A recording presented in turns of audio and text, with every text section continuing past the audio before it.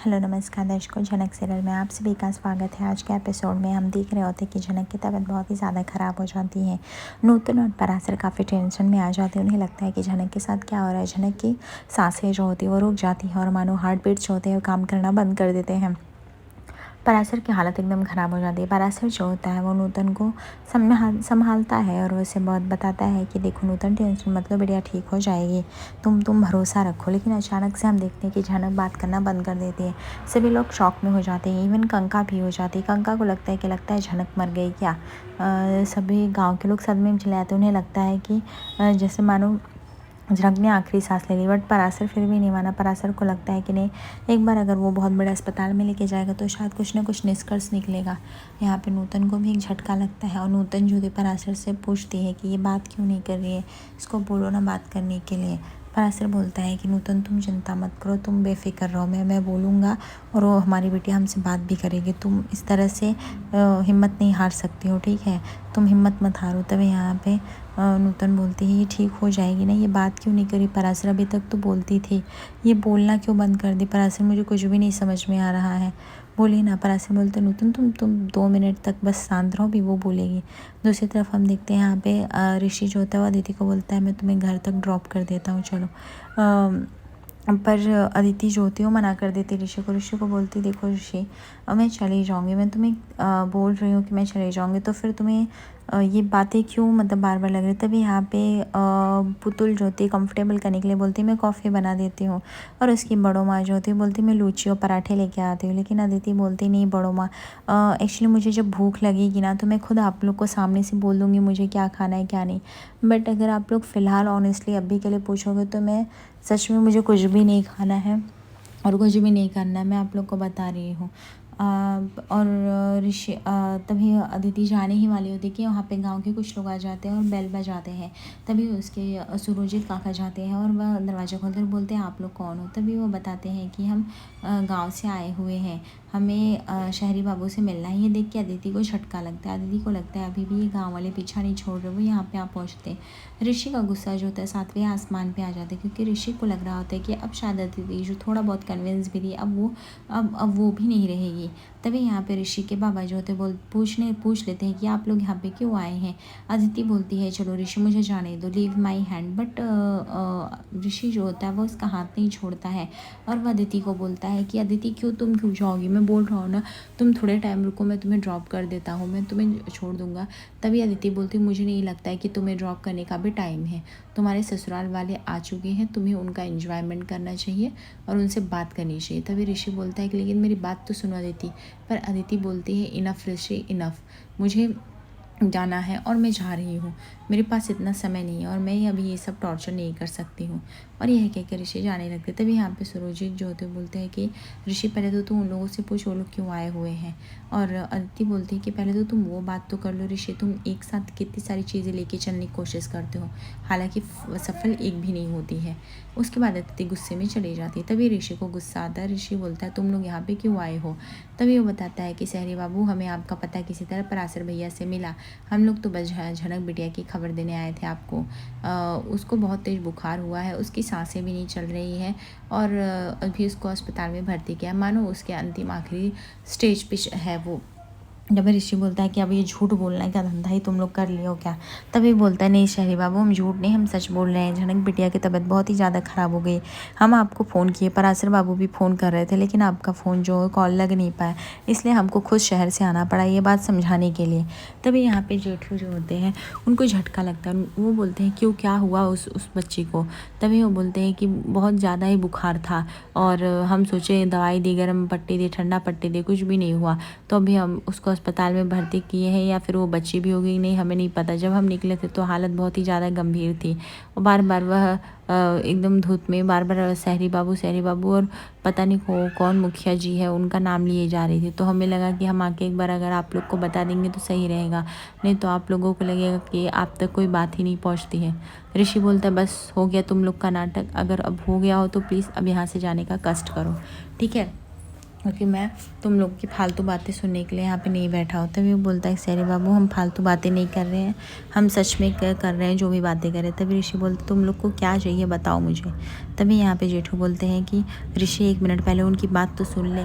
तभी यहाँ पे ऋषि बोलता है कि जेठू इनको कुछ नहीं चाहिए, तुम लोग पैसों के लिए सब कर रहे हो ना, सिर्फ पैसों के लिए तुम लोग इतना कैसे गिर सकते हो बताओ मुझे।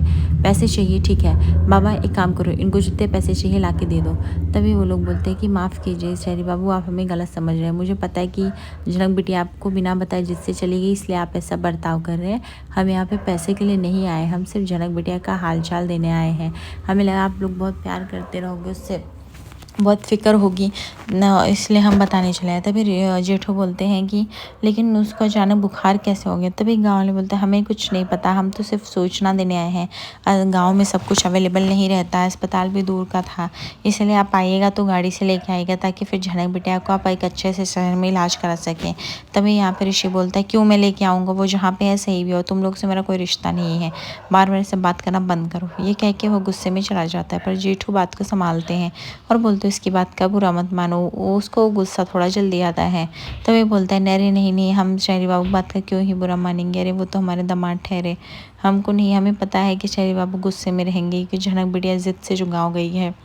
तभी यहाँ पे जेठू को सब समझ में आ जाता है कि अगर झनक गाँव भी गई होगी तो भी उसने झूठ बोल के गई होगी, ऐसे नहीं।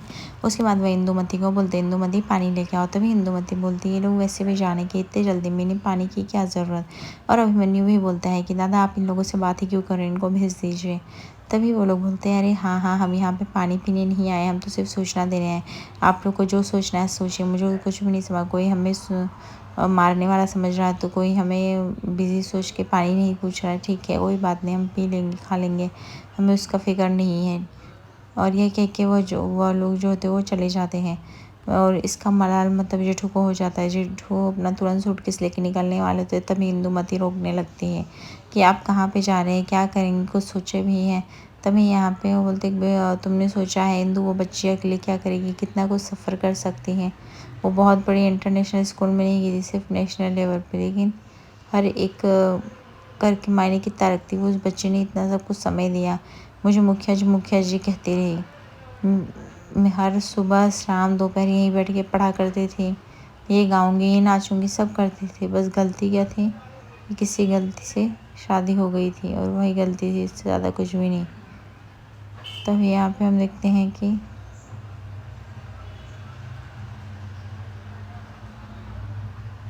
और यहाँ पे ऋषि की माँ जो थी वो स्टेप लेते दिखाई देती है और वो बोलती है दादा भाई आप ये कैसी बातें करें, आप उन गुंडों चोरों चक्कों की साइड ले रहे हैं और आप ये सब बोल रहे हैं कि आप जाएंगे मिलने के लिए। आपको समझ में भी आ रहा है कि आप क्या बोल रहे हैं। अगर आप उस फूल से जाएंगे मिलने के लिए तो अदिति और ऋषि का क्या, ऋषि को कितना गुस्सा आएगा। तभी जेठू बोलते हैं कि देखो तनुश्री तुम्हें जो सोचना है सोचो, हम उससे मिलने तो जा ही सकते हैं, एक इंसानियत के नाते हमारे अंदर हमारे दिल में इतनी इंसानियत तो होनी ही चाहिए। उसके बाद इंदुमती भी समझाने की कोशिश करती है, बट आप जेठू किसी की भी बात नहीं समझते और वो बोल देते हैं कि अभी कोई भी मेरे सामने कुछ भी नहीं बोलेगा, FIRT डन ये वो, मेरा सर्जरी जिस लुक में होगा बस होगा, ऐसे कह के वो चल देता है। लेकिन हम पूरा रिपोर्ट्स वापस से गो थ्रू करते हैं, फिर भी कोई डिजीज़ कैंसर की निकलती ही नहीं।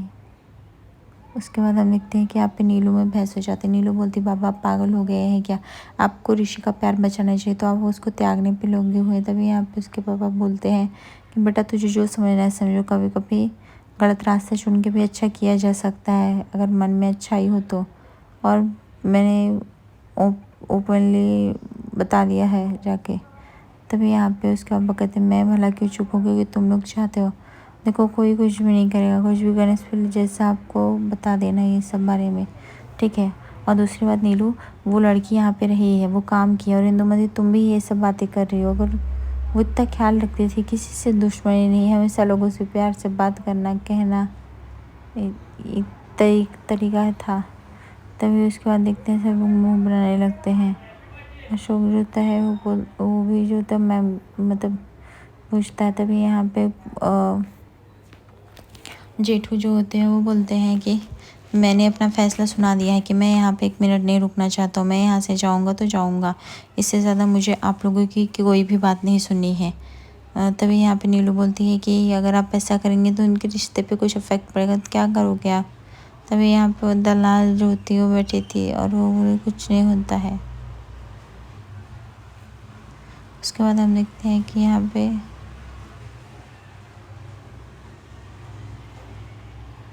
उसके बाद हम देखते हैं इंदुमती समझाती है और बोलती है अपनी अपने घर की शांति में सब कुछ है। तो तभी यहाँ पे मेरे कहते हैं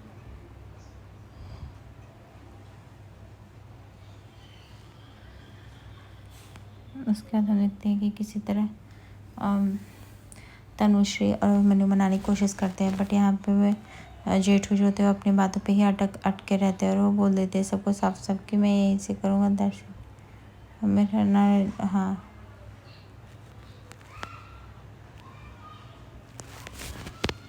उसके बाद हम देखते हैं कि इंदुमती जो होती है वो बोलती है कि दादा भाई अगर ऐसे चलता रहेगा तो कैसे काम होगा, आप ही बताइए ना, क्या ये सब ठीक है। तो ये पर तुम लोग करो।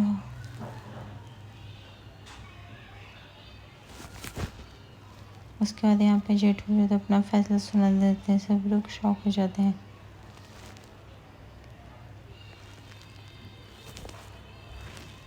उसके बाद हम देखते पुतुल जाती है और बोलती है पापा मैं भी आपके साथ चलूँगी, बहुत दिन हो गया, मैं उसमें मिस कर रही हूँ।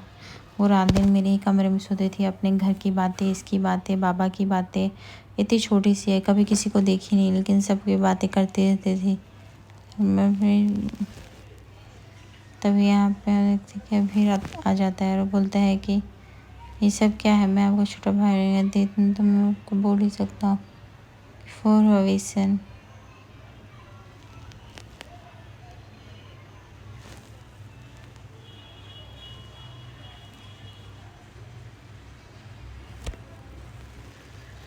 उसके बाद हम देखते हैं कि ऋषि पढ़ता है और वह जेठू से उसकी बहस हो जाती है, जहाँ पे जेठू जो होता है उसको बोलते हैं हम जा रहे फूल से मिल। तभी ऋषि उन्हें मना करता है और वह बोल देती है कि तुम हमारे मालिक नहीं हो, ना ही मैं तुम्हारा नौकर हूँ, ठीक है। वो फूल किसी ने भी थोड़ा मुझे उससे क्या आवे है। उसके बाद हम देखते हैं जेठू और ऋषि में काफ़ी अनबन होती है और उसके बाद हम देखते हैं कि यहाँ पे ऋषि जो होता है वो जेठू के खिलाफ चलाता है और बोलता है कि आपके वजह से मेरा और दीदी का जो रिश्ता काम होना था वो भी चला जाएगा। आप फूल से मिले, फूल इतनी इंपॉर्टेंट क्यों है, अगर उन लोग को पैसा चाहिए तो मैंने भेज दिया है, फिर भी इस तरह से क्यों है, मुझे बिल्कुल भी नहीं समझ में आ रहा है।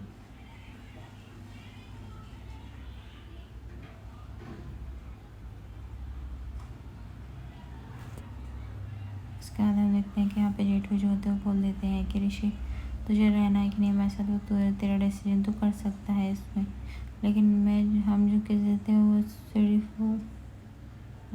सीढ़ी 8 के बेसिस पे किए जाते हैं। तो